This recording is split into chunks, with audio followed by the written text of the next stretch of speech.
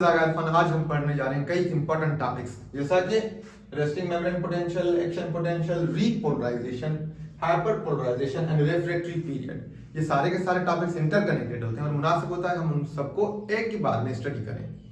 और इनको स्टडी करने के लिए हमने ये बनाया यहाँ पे एक बहुत ही बड़ा neuron. Neuron is the basic unit of nervous system. Neuron का ये पार्ट जो ट्री लाइक नजर आ रहा है इसको हम बोलते हैं डेंड्राइट्स। न्यूक्लियस वाले रीजन को हम कहते हैं सोमा या सेल बॉडी। इस एलांगेटेड पार्ट को जाना जाता है एक्सॉन के नाम से और लास्ट में आ जाते हैं एक्सॉन टर्मिनल्स।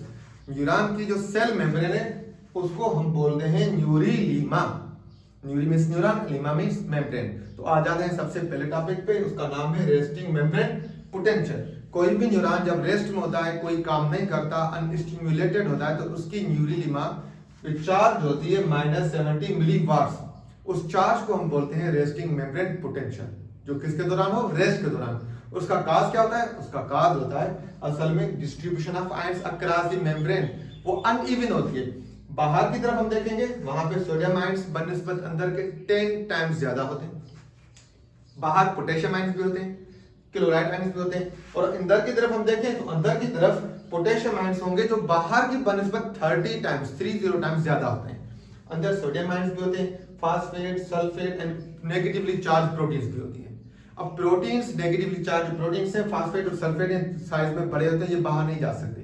तो सिर्फ और सिर्फ जो मूवमेंट होगी सभी प्रोसेसेस के दौरान वो होगी पोटेशियम एंड सोडियम आयंस की। तो अब हमने सबसे पहले क्या पढ़ा, रेस्टिंग मेम्ब्रेन पोटेंशियल। रेस्ट के दौरान कितनी चार्ज है, -70 MV न्यूरीलीमा पे, ठीक। और वो क्या है, किसकी वजह से, due to uneven distribution of charge. इसके बाद दूसरा टॉपिक हमारा आ रहा है एक्शन पोटेंशियल।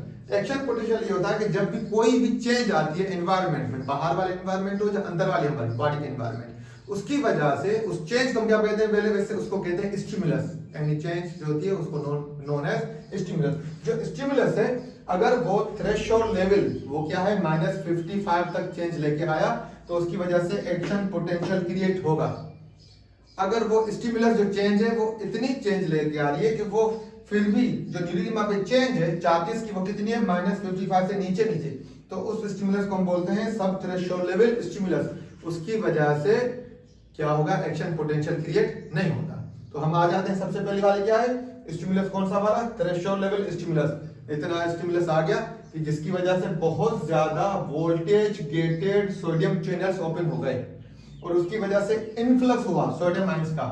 सोडियम पे कौन सी चार्ज होती है, पॉजिटिव आयंस की चार्ज होती है। तो पॉजिटिव आयंस जैसे अंदर आएंगे बड़ी तादाद में तो ये नेगेटिव जो पोलरिटी है वो डीपोलराइज हो जाएगी और वो हो जाएगी पॉजिटिव।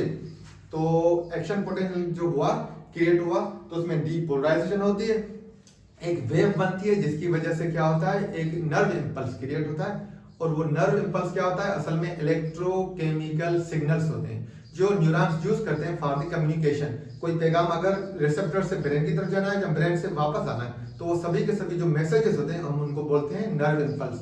और वो किसके जरिए किसके थ्रू होता है, क्रिएट एक्शन पोटेंशियल के जरिए। तो एक्शन पोटेंशियल क्रिएट हो गया, नर्व इंपल्स यहाँ पे क्रिएट हो गए। और ये जैसे ही पोलरिटी +30 to +40 तक पहुंची तो उसको हम बोलते हैं पीक ऑफ एक्शन पोटेंशियल। ये डीपोलराइजेशन का पीक हो गया।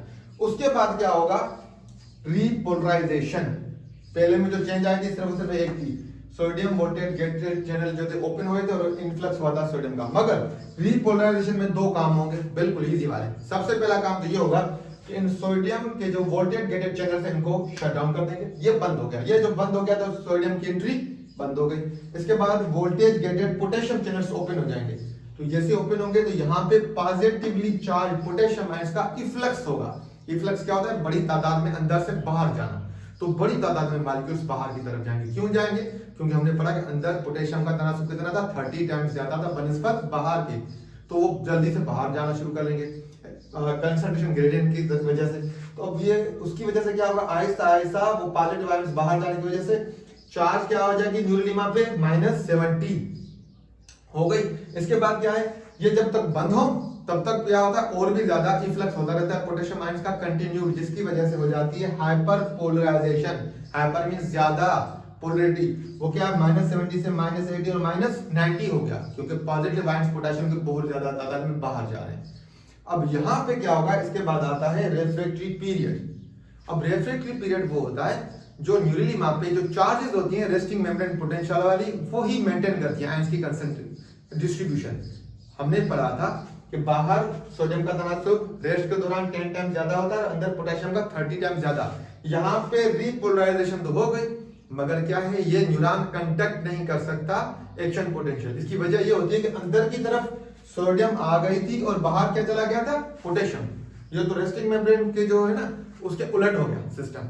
तो उसकी वजह से क्या होता है, रेफ्रेक्टरी पीरियड वो पीरियड होता है जो सिर्फ 2 मिलीसेकंड तक चलता है और उसके दौरान फिर से आयन की डिस्ट्रीब्यूशन रेस्टिंग मेम्ब्रेन पोटेंशियल की तरफ लेके जानी पड़ती है। अब इसमें क्या होता है, इसमें सबसे पहले वोल्टेज गेटेड पोटेशियम चैनल्स को शट डाउन कर देंगे, ये बंद हो गए तो इफ्लक्स क्या है, पोटेशियम का स्टॉप हो गया। अब उसके बाद दूसरा क्या है, सोडियम पोटेशियम पंप्स एक्टिवेट हो जाएंगे। दूसरी चीज, अब सोडियम पोटेशियम पंप्स असल में ऐसे पंप्स होते हैं जो एक्टिवली काम करते हैं। उनके काम करने के लिए एटीपी रिक्वायर्ड होता है। और ये क्यों एटीपी रिक्वायर्ड होता है, क्योंकि ये against the concentration gradients movement कराए थे। हमने पढ़ा बाहर सोडियम 10 टाइम्स ज्यादा है, अंदर पोटेशियम ज्यादा है। तो अब ये क्या करेंगे, बाहर की तरफ हायर कंसंट्रेशन की तरफ सोडियम को लेके आएंगे। 3 आयंस अंदर से ये लेके आते हैं सोडियम के, तो अंदर 2 आयंस लेके जाते हैं पोटेशियम के एक्सचेंज में। अब अंदर हमें पता है कि पोटेशियम ज्यादा है तो अगेंस्ट द कंसंट्रेशन ग्रेडियंट काम हो रहा है, जिसकी वजह से यहाँ पे क्या काम, क्यों यहाँ पे किया यूजर है, यहाँ पे एटीपी। तो ये इसकी वजह से अब क्या होगा, इसकी वजह से होगा चलते चलते अंदर पोटेशियम की कंसंट्रेशन हाई हो जाएगी और बाहर सोडियम की कंसंट्रेशन हाई हो जाएगी और वही डिस्ट्रीब्यूशन ऑफ आयंस हो जाएगी जो पहले थी रेस्टिंग मेम्ब्रेन पोटेंशियल की टाइम। और अब ये न्यूरिलीमा प्रिपेयर हो गया for the conduction of next action potential. तो इसको अगर हम समराइज करें, बिल्कुल इजी टॉपिक है। रेस्ट के दौरान, रेस्टिंग मेम्ब्रेन पोटेंशियल के दौरान न्यूरिलीमा पे चार्ज होती है -70 मिलीवाट्स और उसका सबब होता है uneven distribution of ions across the membrane.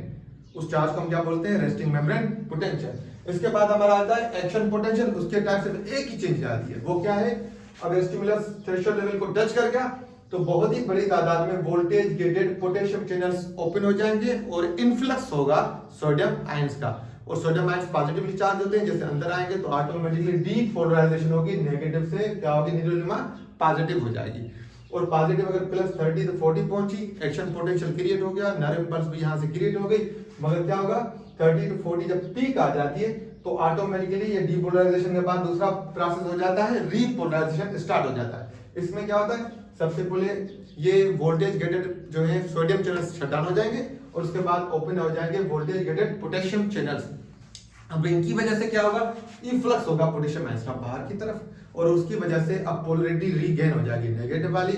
मगर क्या होता है, कभी कभी ये जब तक बंद हो तो उनका पोटेशियम का इफ्लक्स चलता रहता है और continued potassium efflux leads to hyper polarization. ये -70 तक नहीं रुकता, ये चार्ज -80 to 90 हो जाती है।